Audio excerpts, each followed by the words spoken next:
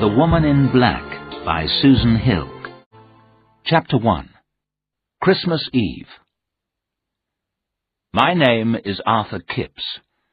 When I was a young man, I worked in London. I was a solicitor. I worked for the same company all my life. 14 years ago, I bought this house called Monk's Peace. I live here with my dear wife, Esme. Esme's first husband had died. She was a widow when I married her. I became the father of her 4 young children. Our years at Monk's Peace have been happy ones. It was Christmas Eve. All the family were at Monk's Peace for the holiday. We were all sitting by the big fire at the end of the day. I was in my armchair, listening to the laughter and the talking. "Wake up, Father!" someone called. "We're going to tell ghost stories." The lights were turned off. Suddenly the room was dark and shadowy. I smiled as I listened to the young people's stories. The stories were full of horror, but they did not frighten me. They were not true. Then I remembered. I remembered terrible things. These memories were terrible because they were true. "Tell us a ghost story, Father," someone cried. "You must know one story." I stood up, cold and shaking. "No, no," I shouted. "I have no story to tell." I hurried from the room, away from them all. I went out into the garden. I stood there in the cold and in the darkness. My heart was beating fast. I was shaking with fear. Will I never forget? Will I never find peace? How can I find peace? There is only one way. I must write down my terrible story, all the horror, everything. Then I will find peace. I turned and walked back into the house.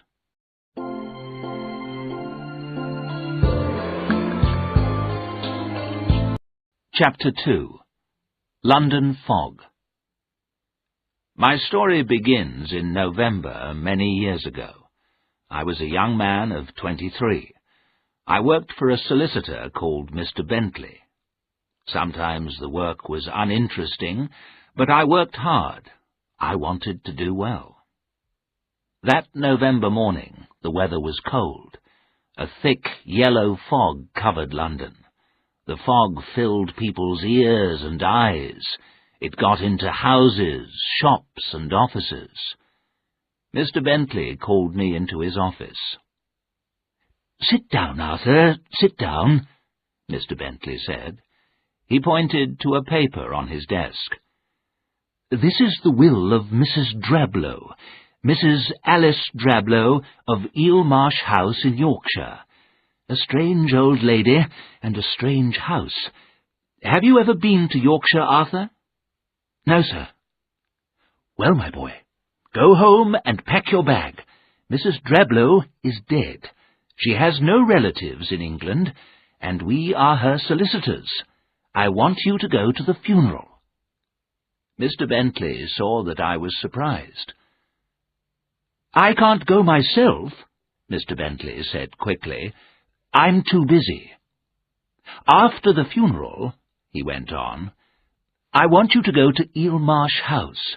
I want you to look at the old lady's papers. Bring back anything important." Mr. Bentley stood up. "The funeral's at 11 o'clock tomorrow morning," he said. "Take the afternoon train from King's Cross Station. Here is the key to Eel Marsh House. Mrs. Drablow's will and other important papers are in this envelope." And he held out a large brown envelope.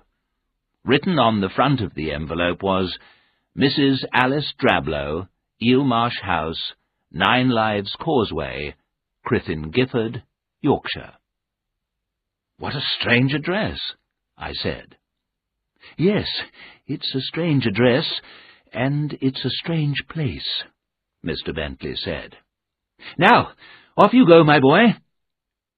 There wasn't much time to get ready for the journey. I quickly packed my bag. Then I wrote a note to Stella, my fiancée.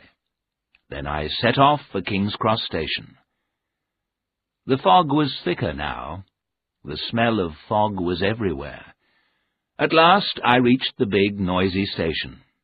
I was beginning to feel excited. I was going on a journey. I had an important job to do. I was soon sitting in the train, and then it was moving. Slowly at first, and then faster. The fog of London was left behind. Darkness fell. I was on my way north to Eelmarsh House. I changed trains at Crewe. Then I changed trains again at a small town called Homerby in Yorkshire.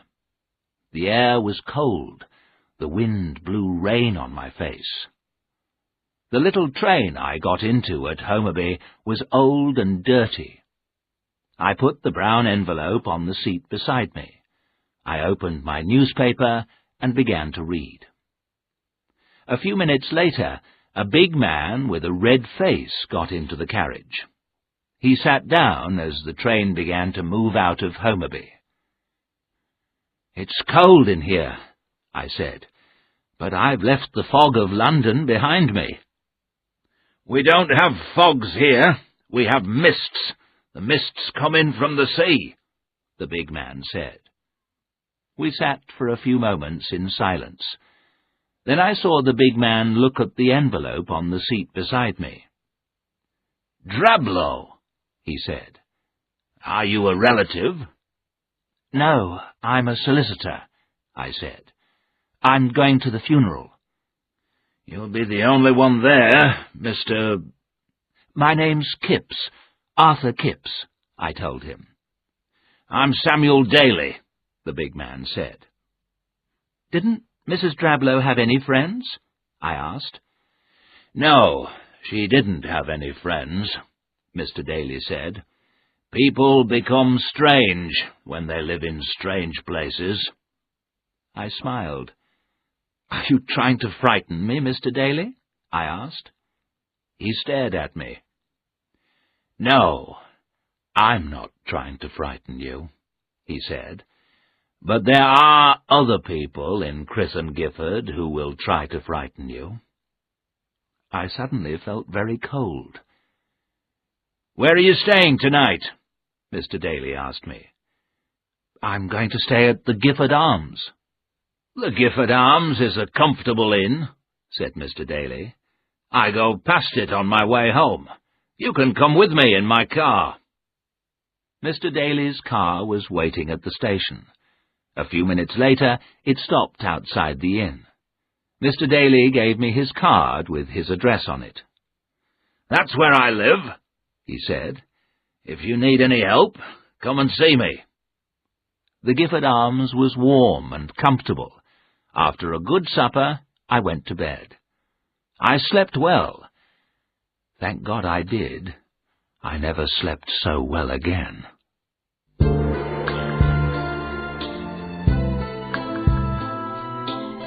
Chapter 3. The Funeral of Mrs. Drablow. The next morning was bright and sunny. I ate a good breakfast. Then I walked round the little town of Crithon Gifford. It was market day. The little town was busy. Farmers were buying and selling animals in the market square. The streets of Crithon Gifford were completely flat. The countryside all round the town was flat too. There were no hills at all. To the east of the town were the marshes, and on the marshes was Eelmarsh House. I walked back to the inn and got ready for the funeral. I put on a dark suit and went downstairs again. Mr. Jerome was waiting for me downstairs. Mr. Jerome was Mrs. Dablow's agent. He looked after her house and land. Mr. Jerome was a small man dressed in black. He smiled politely, and we left the inn. As we walked through the square, people stared at us. They stopped talking. No one smiled. The church stood in an old graveyard. There were old gravestones on either side of a long path. It was very cold inside the church. Mr. Jerome and I were the only people at the funeral. Poor Mrs. Drablow, I thought. Didn't she have any friends at all? Then I heard a sound behind me. I turned. A young woman was standing at the back of the church. She was dressed in old-fashioned black clothes of 60 years ago. A large, old-fashioned bonnet covered her face. She raised her head and looked at me. The young woman's face was white and very thin. How ill she looked. When we left the church, I looked for the woman, but I did not see her. Then, in the graveyard, I saw her again. In the sunshine, her face was whiter and thinner. I closed my eyes to pray. When I opened them, the woman had gone. Beyond the graveyard I saw the estuary, and beyond the estuary was the open sea. The funeral was over. I followed Mr. Jerome from the churchyard. "Who was that young woman?" I asked him. Mr. Jerome stopped and looked at me. "Young woman?" he said.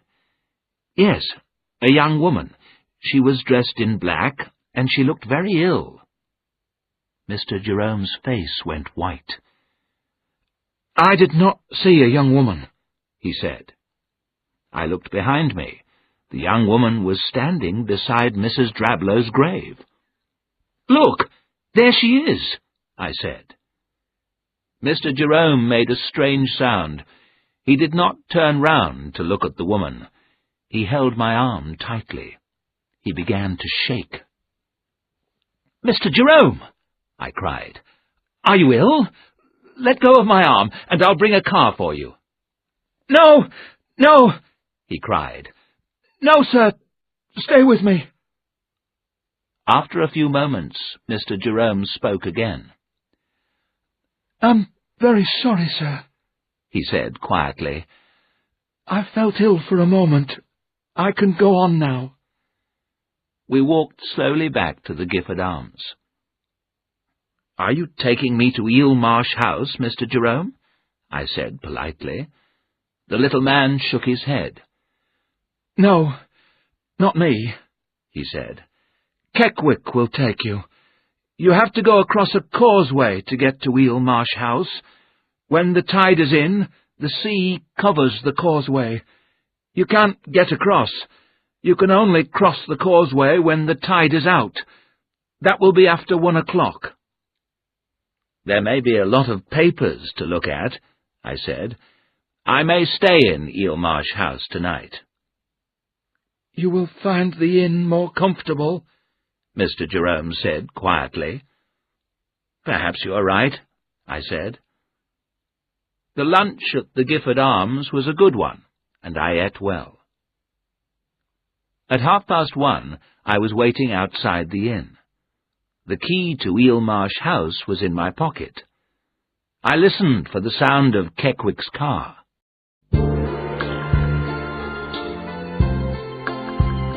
Chapter 4. Eel Marsh House. After a few minutes, a pony and trap came into the square. It stopped beside me. "Mr. Kipps," the driver said. "Are you Keckwick?" I asked. I was surprised that Keckwick did not come in a car. The man nodded his head. I got into the trap. The ponies started off at once. We drove quickly through the quiet little town. We passed the churchyard and were soon in open country. The country around the town was completely flat.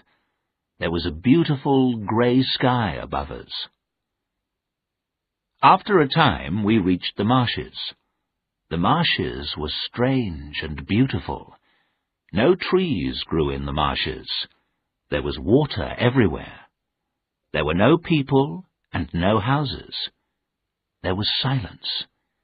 The only sound was the noise made by the hooves of the pony and the wheels of the trap. We drove along the path until we came to the causeway. The long causeway went across the estuary.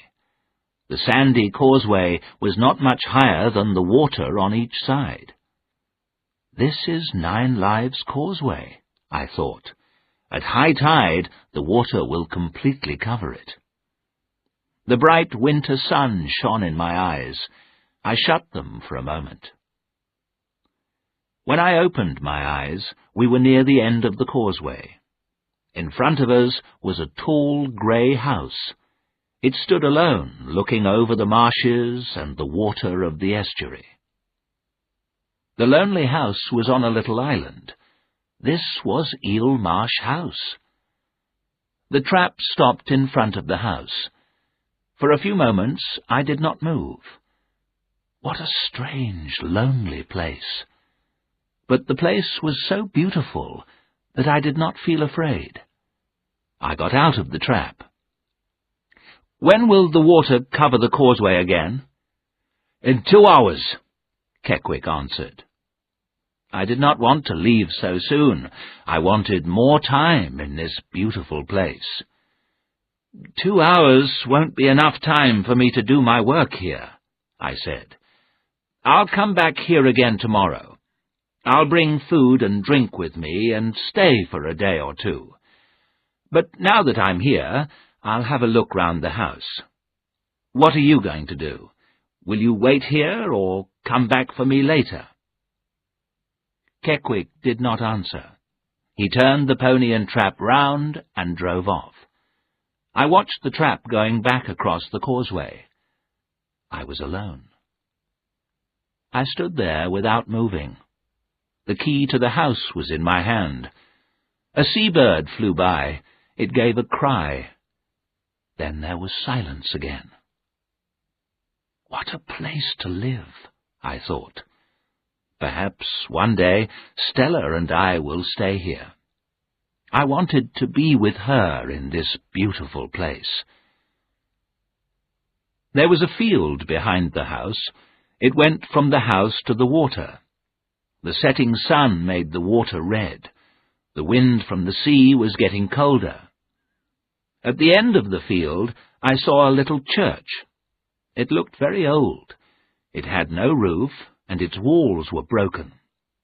Some old gravestones stood round the old building.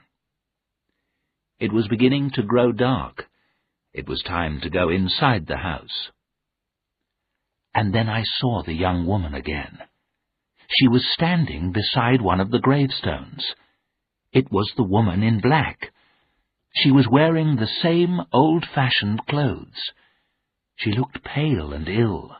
Her eyes were dark in her pale face. Those eyes! How can I describe them? Her eyes were evil. They stared at me with a terrible hate. There was something the woman wanted from me, something she had lost. What was it? I began to shake with fear. I felt very cold. My heart beat faster and faster. I wanted to run, but I was not able to move. What was wrong with me? The woman stepped behind the gravestone. She had gone. My fear left me. I ran down into the graveyard. I looked for the young woman everywhere, but she had disappeared. There were the marshes, and there was the shining causeway. I was able to see for miles, but there were no houses. There was no place to hide. I did not understand it. Suddenly my fear returned. I ran back to the house. I did not look back. I was too frightened to look back. I reached the house and tried to open the door. My hand was shaking. At last the key was in the lock. I opened the door and stepped inside. The door shut with a bang. The sound went through the empty house. What had happened to me? Who was the woman in black? did not believe in ghosts, but I had seen one, a ghost that was evil and terrible. But I was inside the house now. I was safe. I smiled. I did not believe in ghosts. I had work to do, and I wanted to do it well. I must forget the woman in black. I looked around. I was standing in a dark hallway. In front of me was a wide staircase. On one side was a passage. Perhaps it led to the kitchen. There were several doors, all of them closed. It was getting darker. I switched on a light in the hall. I went to the nearest door and opened it.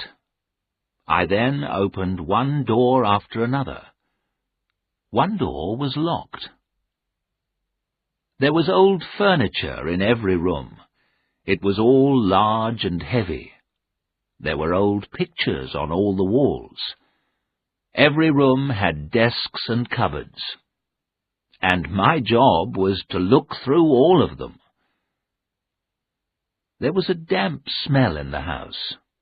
Some of the rooms had not been used for many years. The whole house was dark and shadowy. Mrs. Drablow had lived here alone, I thought. I was not surprised that people said she was strange.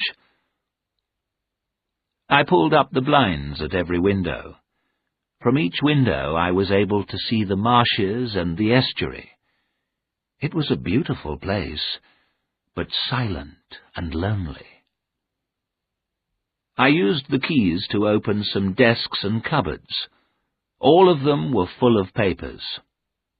I was sure that some of these papers were important. I had to look at all of them.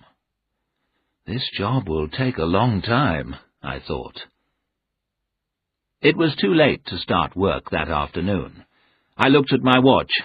Keckwick was not coming back for another hour. I decided to walk back along the causeway.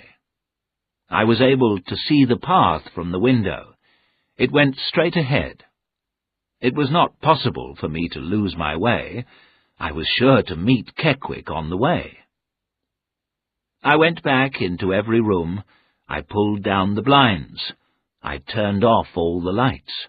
I locked the front door behind me.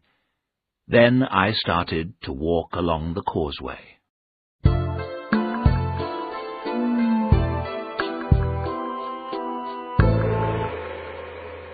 Chapter 5. The Cry of a Child. Outside the house, everything was quiet. I looked back once, but I did not see the woman in black. The causeway was dry, but the tide was coming in. The water on either side of the causeway was higher now. As I walked on, I felt very alone. The path over the causeway seemed longer, too. I walked faster. The sky and the water were beautiful in the grey light. Then I saw the sea mist. The sea mist was moving quickly over the marshes. In a few moments, the sea mist covered everything. It was a damp, white mist. It was very different from the yellow fog of London. The mist moved about in front of my eyes. Soon my hair and clothes were wet. Now I saw only a short way in front of me. I looked back. I was not able to see Eelmarsh House. It had completely disappeared in the mist. I walked on very slowly. Then I stopped. If I went on, I might walk off the causeway into the deep mud. I decided to go back. But going back was difficult too. The mist was moving all round me. Where was the house? Was I going the right way? I felt very afraid. And then I heard the Pony and Trap. Thank God! Keckwick was coming back for me. I stopped and waited. But now the sounds of the Pony and Trap were going away from me. Now the sound was coming from somewhere on the marshes. What was wrong? Had Kekwik gone off the path? I stood very still. For a moment there was complete silence. Suddenly a pony shrieked with fear. Then I heard a sound I shall never forget. The terrible cry of a child in fear of death. And now the trap was sinking. There was a strange sucking sound. The trap was going down under the mud, and still the child cried out. There was nothing I could do. I shouted, but no one answered. How could I find the trap in that terrible mist? It was impossible. I had to get back to the house. If I turned on all the lights, someone might see them. Someone might help. It was dark now. The mist was thicker, too. I heard the sea-water moving nearer. At last I was standing on hard ground in front of the house. I found the front door and opened it. Behind me, the marshes were silent. I sat down on the nearest chair. I began to shake. Oh, the horror of that terrible cry! That poor child dying in the marshes! I began crying and was not able to stop. After a time, I made myself stand up. I walked into every room and turned on the lights. I found some brandy in a cupboard. I drank some, and my fear turned to anger. Why had Mr. Bentley sent me here? Why had I left London? I walked in and out of the rooms. I wanted only one thing. I wanted to get away from this terrible place. I walked slowly along a passage on the second floor. The door at the end was locked. I kicked the door angrily, but it did not open. I turned away and walked back. As I went, I looked through every window. The white sea mist was all around the house. I could see nothing. I drank some more brandy. The brandy helped me to forget that terrible sound of the child crying. At last, I fell asleep. A bell was ringing. It rang again and again. I opened my eyes slowly. I looked through the window. The moon shone white in the black sky. How long had I been asleep? I did not know. The bell rang again. Then I remembered with horror the sound I had heard. I remembered the screams of the child. I remembered the shrieks of the pony. I remembered the noise of the trap as it sank down in the mud. Had I heard those noises? Had I dreamt them? I did not know. The bell rang again. Someone was at the door. Who was there? All the lights in the house were on. People had seen the lights and come to help me. I got up slowly and walked to the door. There was only one man at the door. It was Kekwik, and behind him was his pony and trap. They were real, and they were not harmed at all. "I had to wait till the mist cleared," said Kekwik. "And when the mist cleared, the tide was in. I had to wait until the tide went out and the water left the causeway." Then I looked at my watch and saw the time. It was 2 o'clock in the morning. "It's very good of you to come here for me at this time," I said. "I would not have left you to stay here all night," Kekwik said. "No, no, I would not have left you here all night." "How did you get out of the mud?" I began to say. Then I knew. It had not been Kekwik. It had been someone else. But who? Who had been driving on the marshes on a dark November evening? Who? Keckwick looked at me strangely. "You'd better get in the trap," he said. "I'll drive you back." Keckwick knew that something strange had happened to me, but he was not going to ask me about it, and he did not want to hear about it. I got into the trap, and we drove off. I sat in the trap in a dream of horror and fear. I now knew the truth, but I did not want to believe it. The woman in black was a ghost, and the child was a ghost too. I had seen the woman. I had heard the child. They had died long ago, but they did not rest in peace. The innkeeper of the Gifford Arms had not gone to bed. He was waiting up for me. He let me in without a word. It was after 3 o'clock in the morning when I got to bed. I slept, but in my dreams I heard the cry of a child. I stood once more in the white sea mist, and always near me was the woman in black.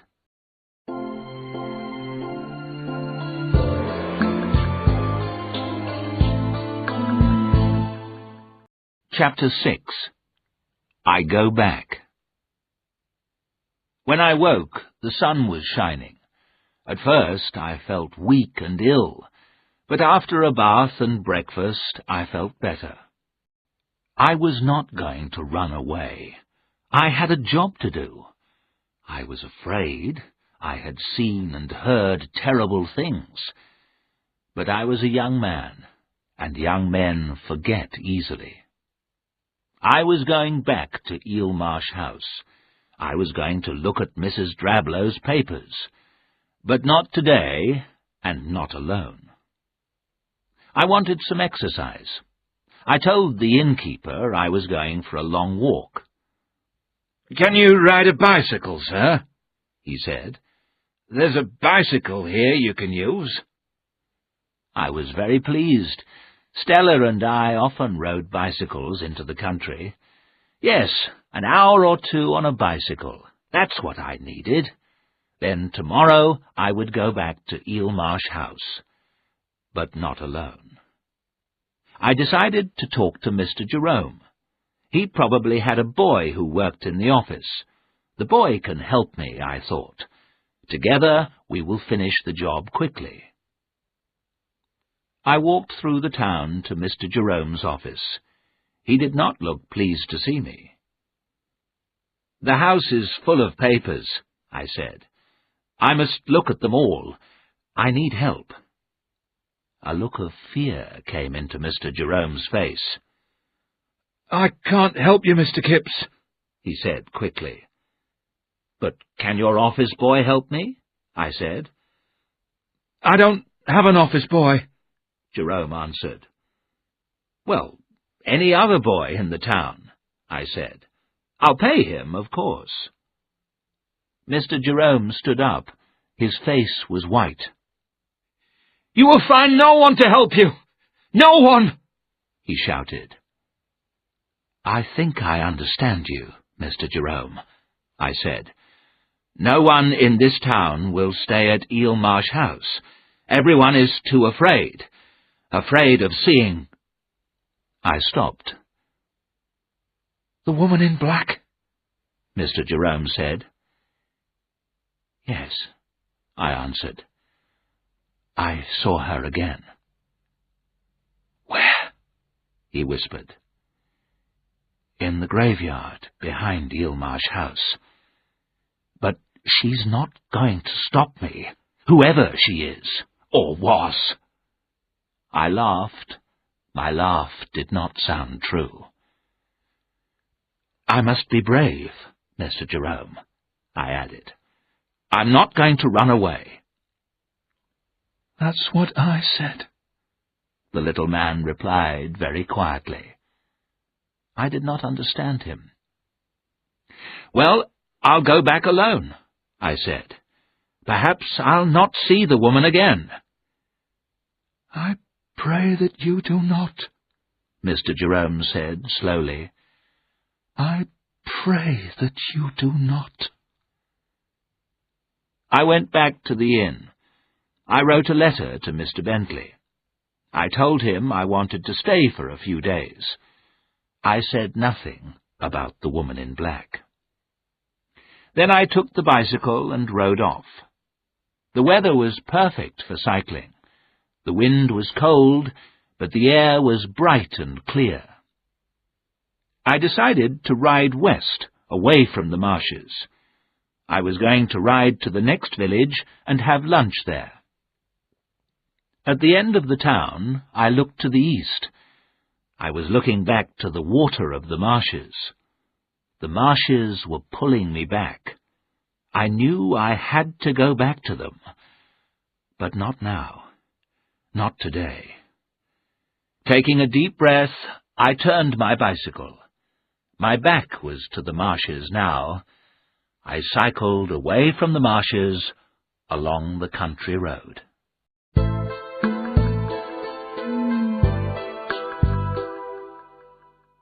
Chapter 7. Dinner with Mr. Daly. I rode back to Crythin Gifford about 4 hours later. I was feeling happier. Eelmarsh House did not frighten me now. I knew I was brave enough to go there alone. The sea mist and loneliness of the place had frightened me. How silly I had been to be afraid. That would not happen again. I turned the corner into the town square. A big car was coming towards me. I stopped quickly, but I almost fell off the bicycle. The car slowed down and stopped. Mr. Samuel Daly looked out of the window. "How are you, young man?" he called. "Fine," I said. "I've had a good ride. I feel hungry, and I'm looking forward to my dinner tonight." "And what about your business? Have you been out to the house?" "Yes, of course," I answered. "It won't take me long." Mr. Daly looked at me for a few moments. He said nothing. "I'm enjoying the work," I went on quickly. "It's all very interesting, but there are many papers to look at."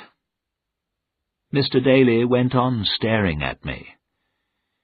"Mr. Kipps," he said, "those are brave words, but I don't believe them. Come to my house for dinner tonight. The innkeeper knows where I live." He sat back, and the car drove on.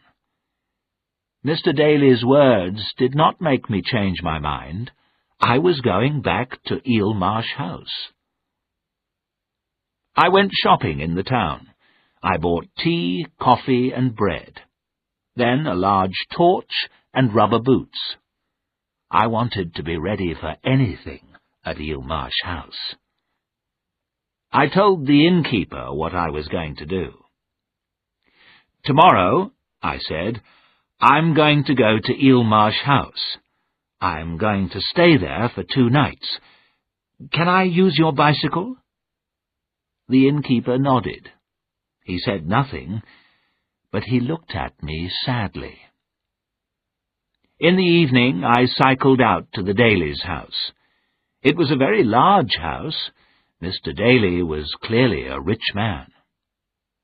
Mr. Daly and his wife gave me a friendly welcome. The food and drink were very good.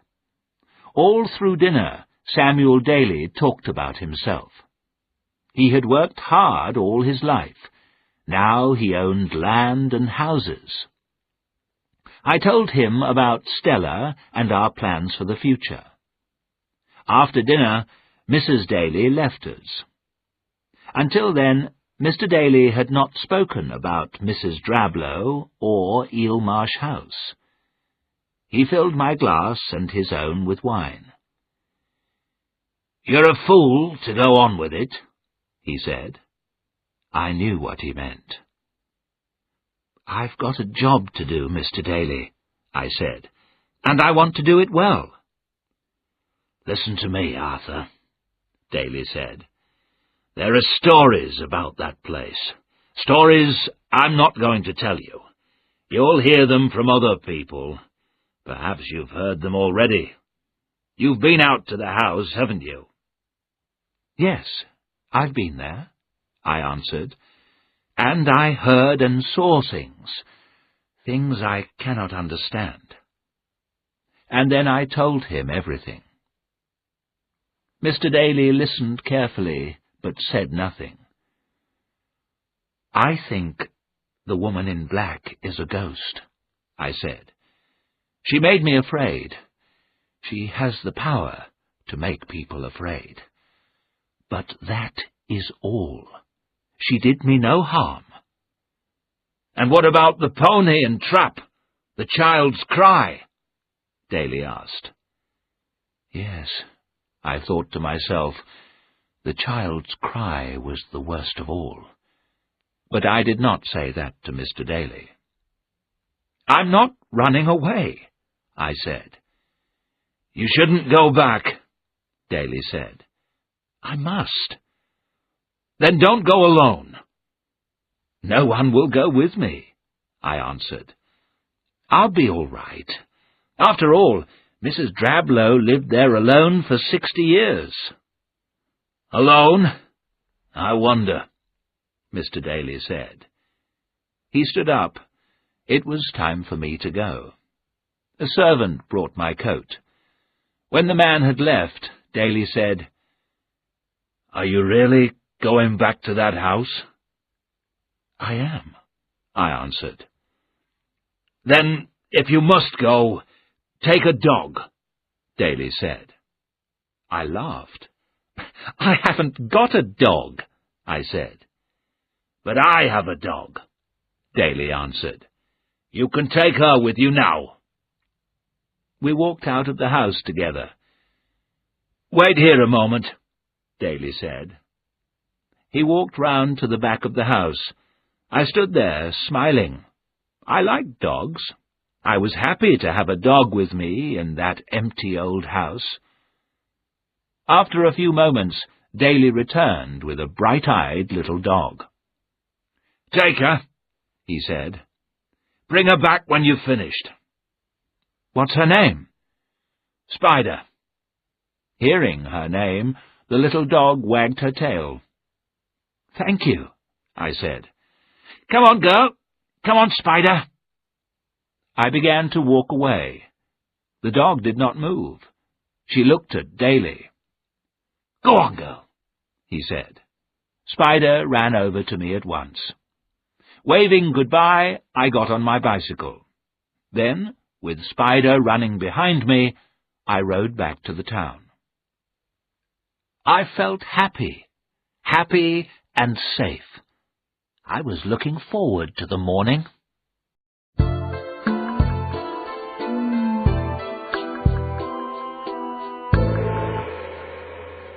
Chapter 8. Sounds in the Night. Next day the weather was good. At 9 o'clock Mr. Bentley phoned from London. "I've received your letter," he said. "You can stay for a few days. Send me any papers that look important. Leave the other papers in the house. Don't stay too long." "I'll finish the work as quickly as I can," I answered. "It's a strange old house," I added. "Mrs. Drablow was a strange old woman," Mr. Bentley said, and he put the phone down. By 9:30 I was ready. There was a basket on the front of the bicycle. I put everything in the basket. I cycled off happily. The little dog, Spider, ran along behind me. The tide was coming in. Very soon it would cover the causeway. But that did not worry me. The air was clear. The sun was shining on the water. Seabirds were flying and calling over the estuary. I was soon at Eelmarsh House. I opened the windows. I lit fires in several rooms. Then I sat down at a big desk. The desk was in front of a window. I could see the sky, the marshes, and the water. I started work. The desk was full of papers. Most of them I threw away, but I kept a few to look at later. I opened a cupboard, and then another. Papers. More and more papers. I looked at everything carefully. I worked hard all the morning. At 2 o'clock I had some lunch. Then I called Spider, and we went outside. I walked down to the old graveyard. Spider ran up and down. She was happy too. I tried to read the words on the gravestones, but they were too old. Most of the words were difficult to read. The writing on one stone was a little clearer. Some letters were worn away, but I could read most of the words. 2 people were buried here. I wondered who they had been. I looked around me. It was a sad place, but I did not feel afraid. The air was colder now.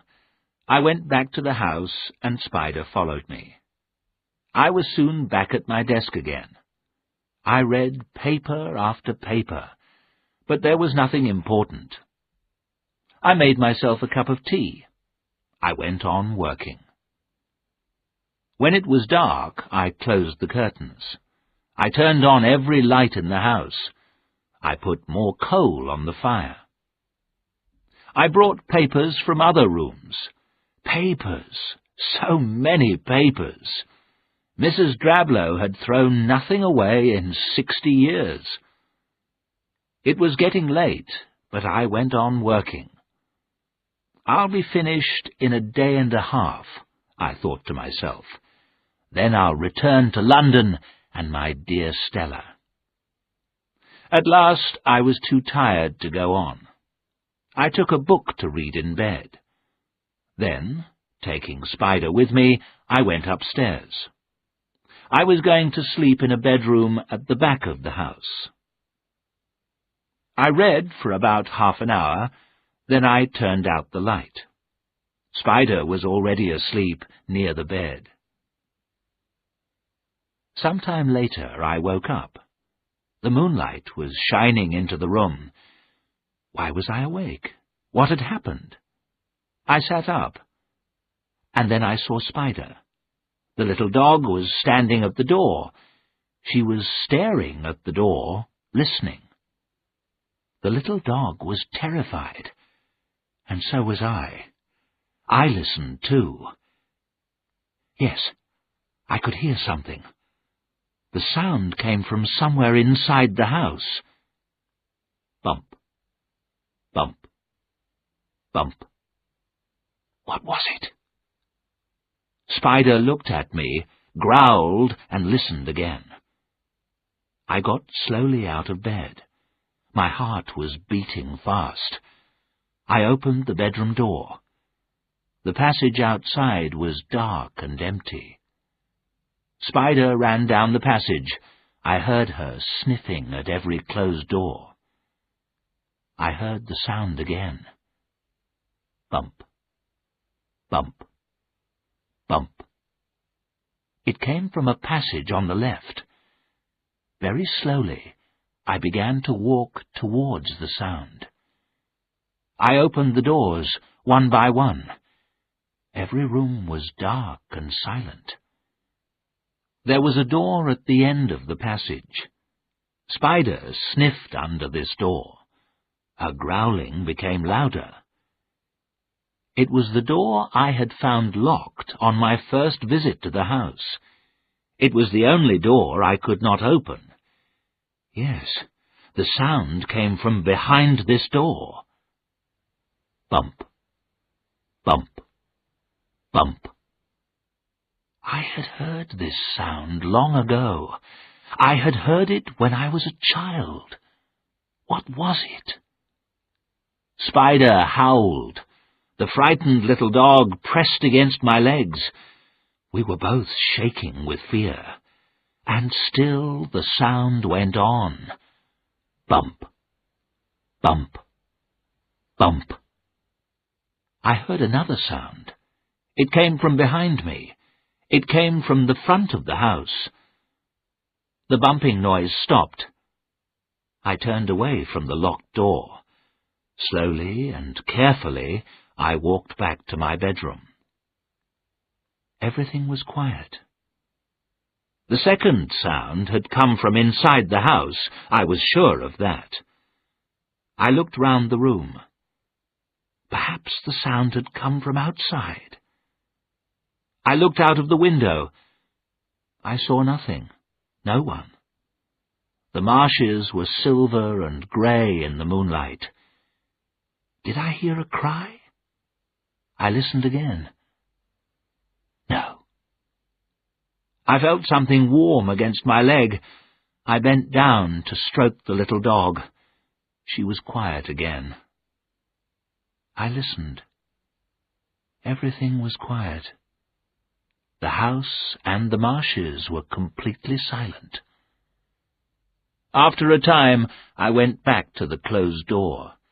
I turned the handle. The door did not open. I pushed my shoulder against the door.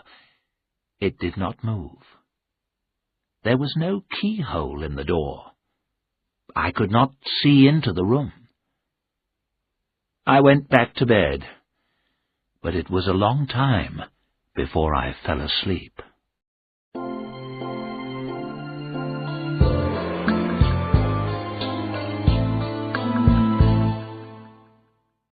Chapter 9. Behind the Door. The morning was cold and wet. The sky was covered with thick clouds. It was raining. I was very tired, but after breakfast I felt better. I went back to the locked door. I stood and listened, but I heard nothing. At 9 o'clock I rode back along the causeway on the bicycle. Spider ran beside me. There was a letter from Stella at the Gifford Arms Inn. Her loving words made me feel very happy. In 2 or 3 more days we would be together again. I walked round the town buying more food. Then I rode back along the causeway. I was back at Eelmarsh House in time for lunch. The clouds were thicker now. The sea mist was coming in over the marshes.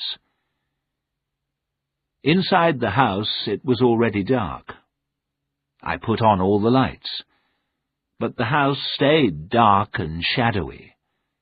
My fears returned. I decided to go back to the town. I went outside. There was some mist around the house, but I was able to see the causeway. However, it was completely covered by water. I could not return to Crithin Gifford that day. So I whistled to Spider. She ran to me quickly. We both went back inside the house. I emptied papers from more cupboards. I started work again.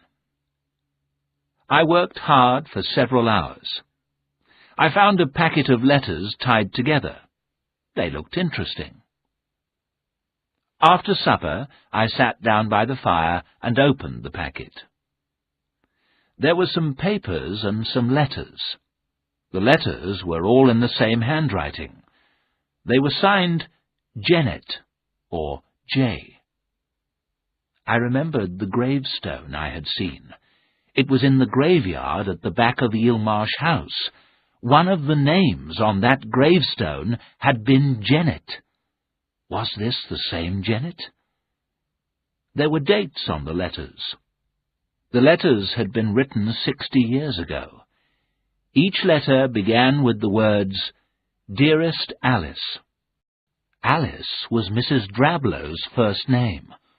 All the letters were written to Mrs. Alice Drablow. I looked through them quickly. Janet was Mrs. Drablow's younger sister. I began to read the letters carefully. They were short and in simple language. They told a sad story. Janet was unmarried, but she was going to have a child. The child's father refused to marry Janet, and he left the country. Janet did not know what to do. Her family refused to help her. Then the child was born, a boy. For a few months there were no letters. Then Janet began writing again, and now her letters were full of anger. "The child is mine," Janet wrote. "I will never give him to strangers." But Janet was unmarried. She was poor, and she could not keep the child. At last she had to agree that Alice could take the boy. In her last letter, Janet wrote, "Love him, Alice. Love him as your own child. But remember, he is mine. Mine. He can never be yours. Forgive me. My heart is breaking." Poor Janet, I thought. What a sad story. I began to look at the other papers. The first one was from a solicitor's office. The paper was about a boy called Nathaniel. Nathaniel was the son of Janet Humphrey. Nathaniel had been adopted by Thomas and Alice Drablow of Eelmarsh House. Alice Drablow was Janet Humphrey's married sister. Nathaniel had been given the name Drablow. So the child, Nathaniel Drablow, had lived here, I thought, away from the mother who loved him. I thought for a few moments about Janet Humphrey and her sad life. Then I picked up the next paper. At that moment, Spider growled. The little dog was standing at the door. Every hair on her body was stiff with fear. I sat there for a few moments, frozen with fright. Then I stood up. If this was a ghost, I must face it. I made myself walk to the door. I opened it. Spider rushed out of the room and up the stairs. I heard her run along the passage. She stopped. I knew she had stopped outside the locked door. I heard the sound again. Bump, bump, bump. I knew what I must do. I must open that door. There was an axe in the woodshed. I must get that axe. Taking my torch, I stepped outside the house. It was very dark, but I found the woodshed and the axe. As I was walking back, I heard the sound of the pony and trap. It came from the front of the house. Had Keckwick come back for me? No one was there. No one at all. I could still hear the pony and trap, but now the sound was coming from the marshes. I stood there, Spider beside me. I was terribly afraid. Again, I heard the sounds of the water and the mud. I heard the pony shriek. I heard the child's awful cry.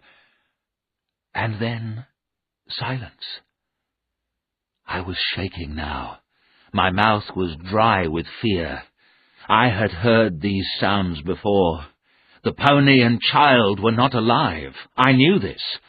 A pony and trap and all the people in it had sunk beneath the water. Spider began to howl and howl. I put down the axe and the torch and picked up the little dog. I carried her into the house. She was afraid, and so was I. After a few moments, the dog jumped out of my arms. She ran upstairs towards the locked door. I hurried outside, picked up the axe and torch, and followed her. The sound was louder now. When I reached the door, I saw why. The door of the locked room was open, wide open. I thought I was going to die of fear. The dog ran inside the room. The bumping sound went on, and now I remembered. I knew what the sound was. When I was a child, my mother had a rocking chair. Sometimes I couldn't sleep. Then my mother held me in her arms. She sat in the chair and rocked me backwards and forwards. Bump, bump, bump. That was the sound made by the rocking chair on the floor. I was no longer afraid. The sound meant peace and rest. There was evil in that room. I knew that. But it had gone away. Perhaps it was my happy thoughts. They had driven the evil away from that place. Holding the torch in front of me, I walked into the room. I pressed the light switch. Nothing happened. But my torch was powerful. I shone the bright torch round the room. The room had been a child's bedroom. There was a small bed in one corner. A tall rocking chair stood in front of the fireplace. The chair was rocking gently. But there was no one there. The room was empty. No one had passed me in the passage. There was no other door. I shone my torch at the window. It was shut. There were 2 wooden bars across it. The chair stopped moving. There was complete silence. The little room was clean and tidy. There were sheets and pillows on the bed. I opened a chest and a cupboard. They were both full of clothes. Clothes for a boy of 6 or 7. The clothes were beautifully made, but they were old-fashioned clothes, clothes of 60 years ago. The room was full of children's toys. They were neat and tidy. There was no dust on them at all. I saw toy soldiers and a sailing ship. There were games, paints and books, all things that little boys love. They had been here for 60 years, but everything was neat, tidy, and clean. There was nothing frightening in this room, only a feeling of sadness, a feeling of something lost. I felt sad, very sad. I went slowly out of the room. Spider followed, and I closed the door. I felt too tired to do any more work. I had a hot drink and went upstairs. The door to the child's bedroom was still closed. Everything was quiet. I went into my bedroom and closed the door.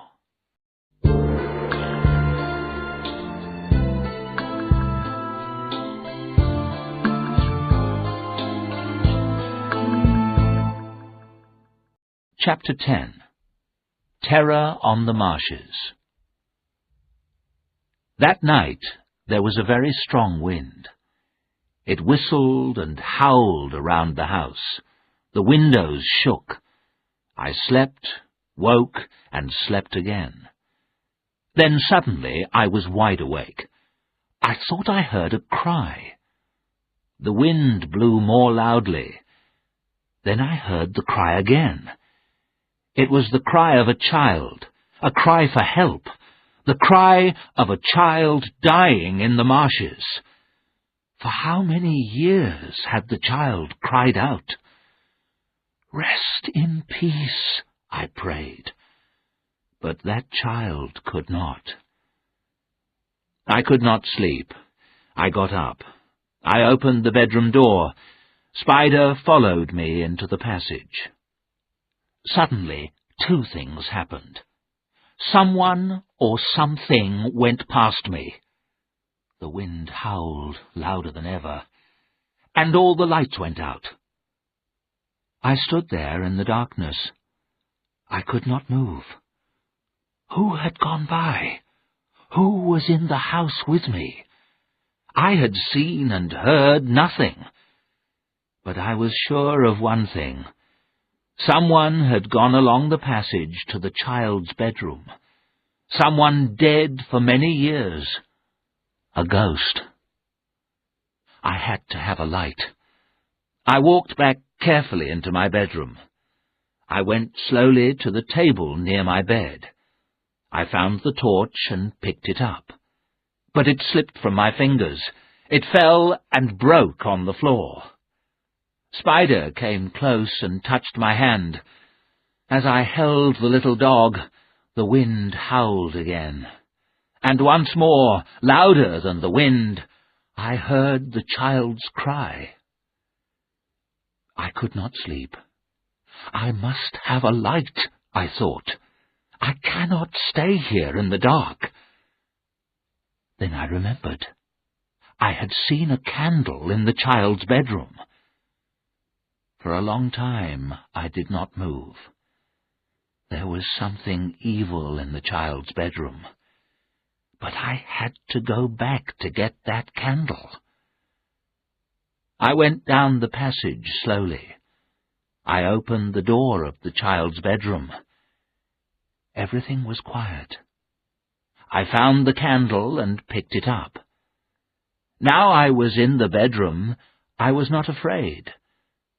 But I felt sad. I had a feeling of something lost, someone who had died. I had never had that feeling before. Why did I have it now? After a few minutes, I walked slowly out of the room. I closed the door. At once, the sadness left me. In my bedroom, I found some matches. I lit the candle. I opened my book and began to read.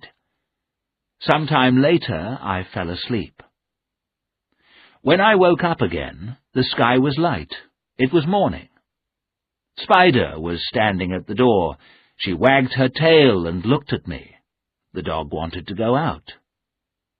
I got up and dressed quickly. Spider ran to the front door. I opened the door. Spider ran out happily. The air was very cold. Then I heard a whistle, a high, clear sound. Spider heard it too. Before I could stop her, she was running. She was running away from the house onto the marshes. I called and called, but she did not hear me. I watched the little dog running on and on. But who had whistled? The marshes were completely empty. Then I saw the dog slow down and stop. I knew at once what had happened. The poor animal was caught in the mud. The mud was pulling the dog down, pulling her down deeper and deeper. I could not let the little dog die. Without thinking, I ran out across the marshes towards her. The cold wind blew in my face. I could not see clearly. My feet stuck in the mud. I pulled myself free. The tide was coming in quickly. I called out to the dog. Most of her body was now under mud and water. I could not get any nearer to her. I could do nothing. We will both die here in this terrible place, I thought. No, it could not happen. Very carefully, I lay down. I stretched forward, little by little. The dog sank deeper into the mud. Just in time, I got hold of the leather collar round the dog's neck. I pulled and pulled. At last, the dog was free from the mud. We lay there, side by side, wet and muddy. We were safe, thank God. The dog was alive, and so was I. How long we lay there, I do not know. At last I got up. I began to walk slowly back to the house. As I got nearer to the house, I looked up. I saw the window of the child's bedroom. Someone was standing there, looking out. It was the woman in black. She stared at me. The hate in her eyes was terrible. I began to shake. Somehow I reached the front door of the house. Then, to my horror, I heard the sound I feared most. The sound of a pony and trap.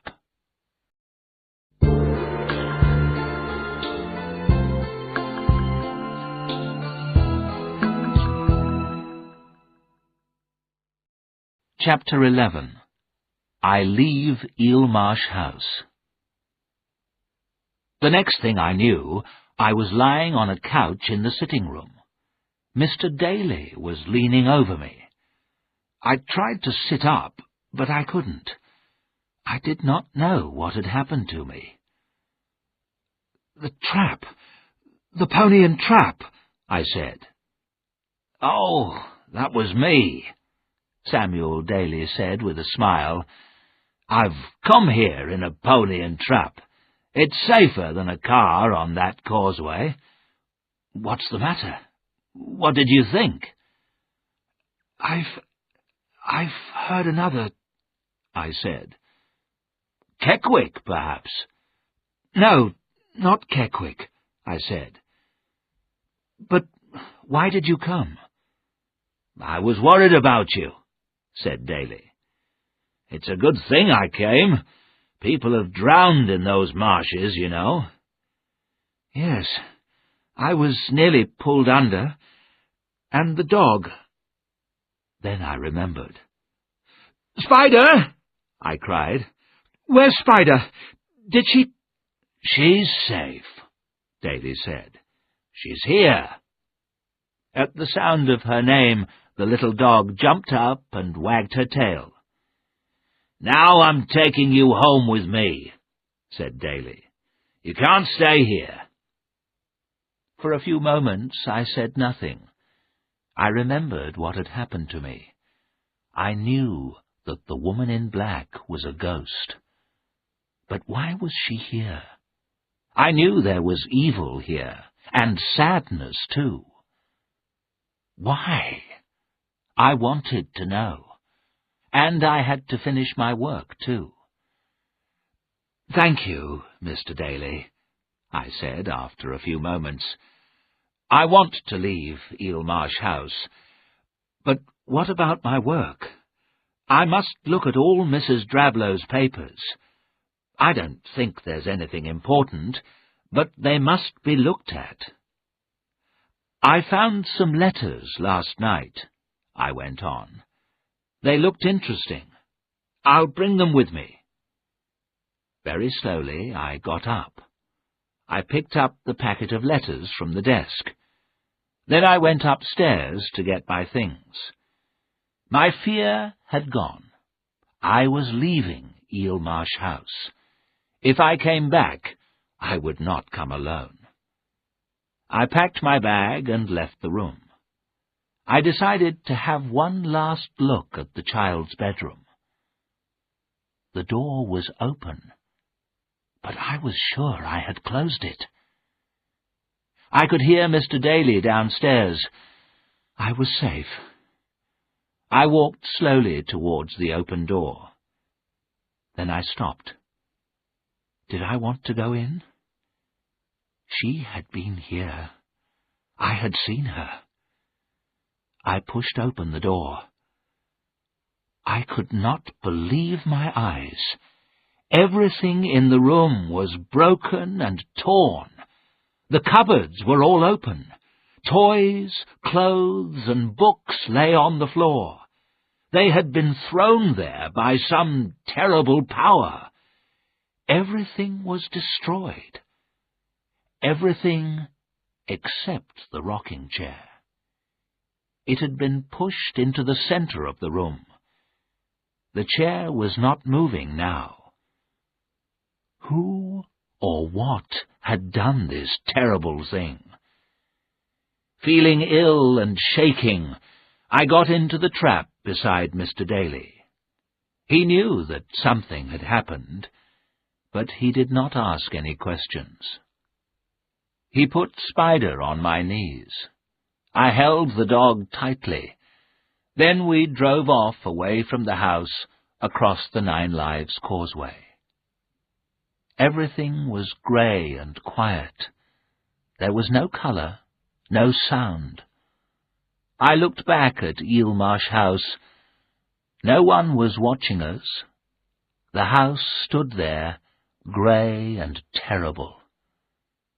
As we crossed the estuary, I turned my eyes away. I did not want to see that terrible place again.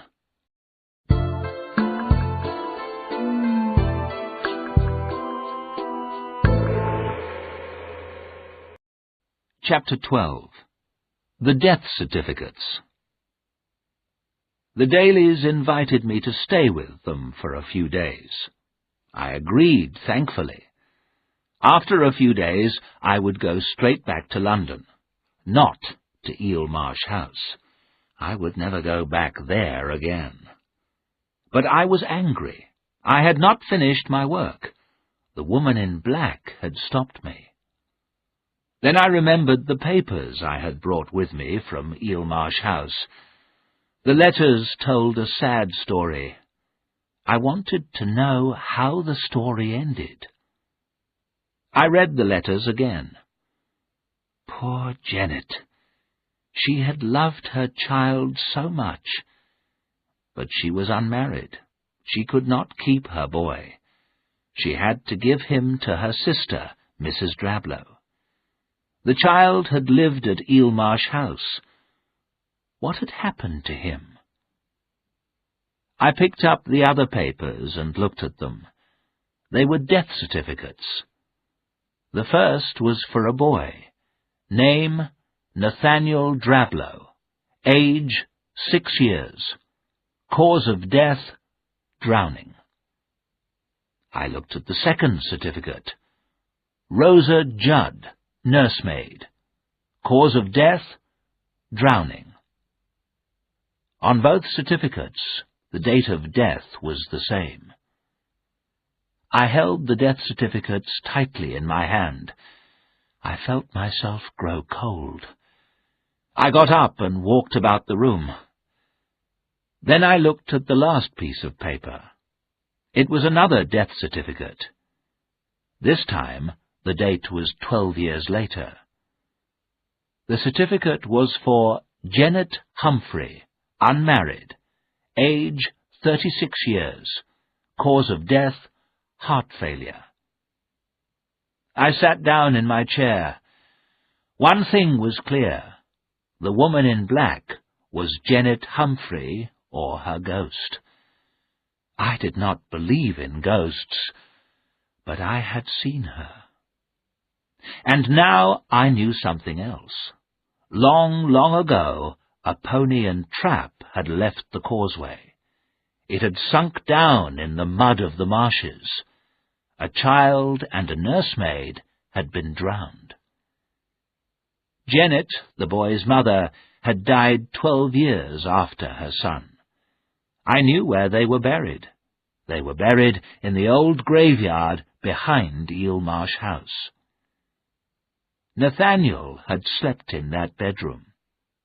For 60 years the bedroom had stayed the same. Those clothes, those toys were his. Janet Humphrey was the woman in black. Her hatred had never left her. Her ghost followed anyone who went near Eelmarsh House. What power did Janet Humphrey have? Could the dead harm the living? I did not know the answer. I wanted to find out the answer.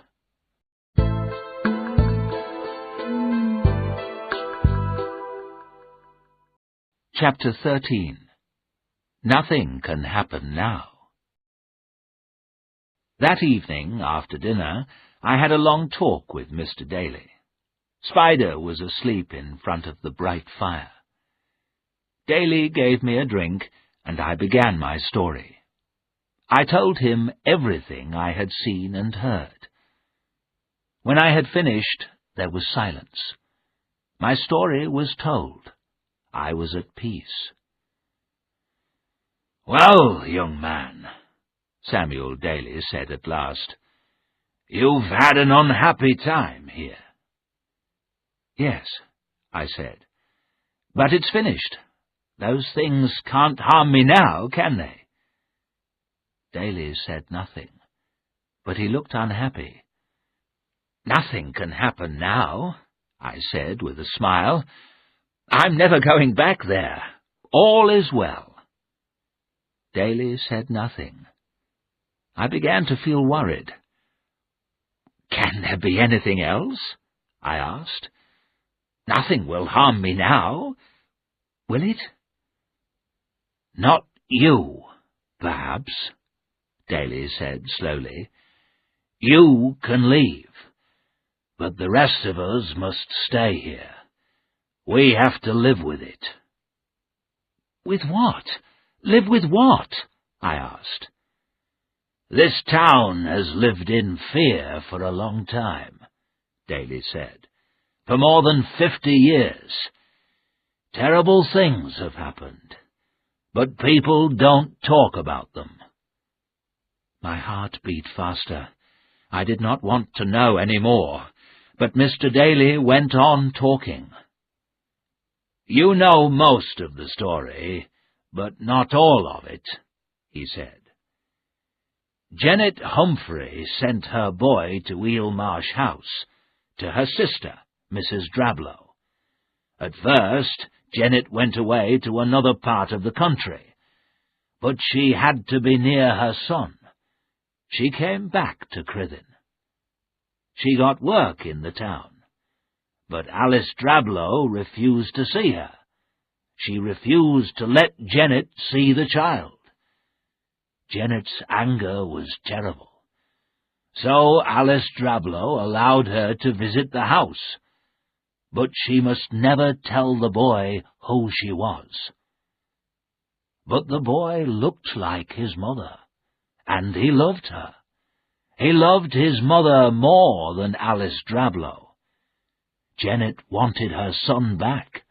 She planned to take him away from Eel Marsh House. Then the accident happened. The sea mist came down suddenly. The boy and the nursemaid were drowned. The driver of the trap, too. He was Keckwick's father. And the boy's little dog. They were all drowned, Daly said. "All drowned," I said slowly. "Yes, and Janet saw everything. She saw everything from the bedroom window." "Oh, my God," I said quietly. "Janet Humphrey began to go mad," Samuel Daly said. "She was mad with sorrow and anger. She said her sister had killed her son. Then poor Janet became ill. She became thin and pale. Children were frightened of her. When she died, people began to see her ghost. There is something more terrible. Each time she is seen, something else happens." "What?" I asked. "A child has died, either by illness or in a terrible accident." "Any child? A child in the town?" "Any child," said Daly. "Once it was Jerome's child. You may find this hard to believe, Arthur," Daly added, "but it is true. I looked into his eyes. "I believe it, Mr. Daly," I said. "I believe it." That night I slept badly. I woke up again and again. I had terrible dreams. When morning came, I felt weak and ill. I was very ill for 5 days. In my illness, I had terrible dreams. In my dreams, the woman in black pushed her terrible face near mine. She sat on my bed, watching. I heard the cry of her dying child again and again. I heard the bump of the rocking chair. Slowly, I got better. At the end of 12 days, I was well again. It was a day of winter sunshine. I was sitting downstairs by the open window. Spider lay at my feet. A bird was singing in the garden. I listened to it with peace in my heart. I heard the sound of a car and voices. I heard footsteps. The door behind me opened. "Arthur," a voice said quietly. It was a voice I knew. I turned quickly. My dear Stella was walking towards me. She had come to take me home. The next morning, Stella and I left together. We did not go back into the town. We went straight to the railway station in Mr. Daly's car. The Dalys had looked after me well. I was sad to say goodbye to them. They agreed to visit us in London. And I was sad to say goodbye to Spider. There was a question I had to ask Mr. Daly. I waited until Stella was saying goodbye to Mrs. Daly. "There is something I must know," I said to Mr. Daly. "You told me that a child always died." "Yes, always." "Then has a child?" "No, nothing has happened," Daly said. "A child hasn't died yet." "Then pray God the woman in black has gone forever," I said. "Pray God her power is at an end." Yes, Daly said. "We all hope that." I began to feel sorry for poor Janet Humphrey. She had lost her son. Her sorrow and anger had made her mad. Now Mrs. Drablow was dead. Eelmarsh House was empty. Wasn't that the end? Could Janet Humphrey rest in peace now? The train was waiting. I said goodbye to the Dalys. Thank God, my business in Crithin Gifford was finished.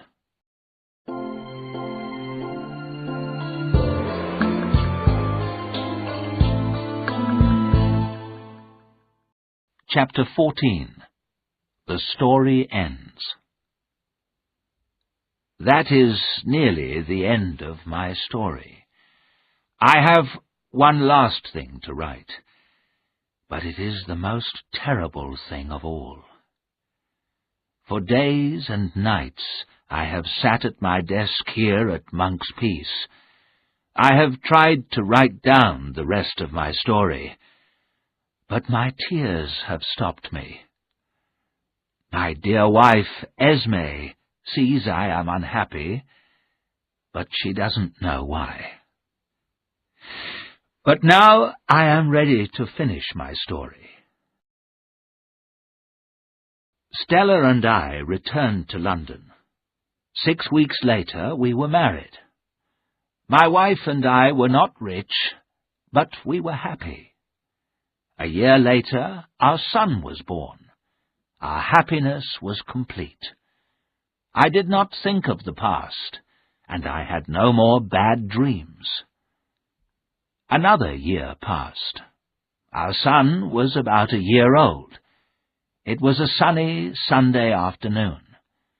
Stella and I took our boy to one of the parks in London. Everyone was happy. The sun was shining. Children were running about on the green grass. Music was playing. Everyone was enjoying the holiday. Someone was giving rides to children in a pony and trap. Our son saw the trap.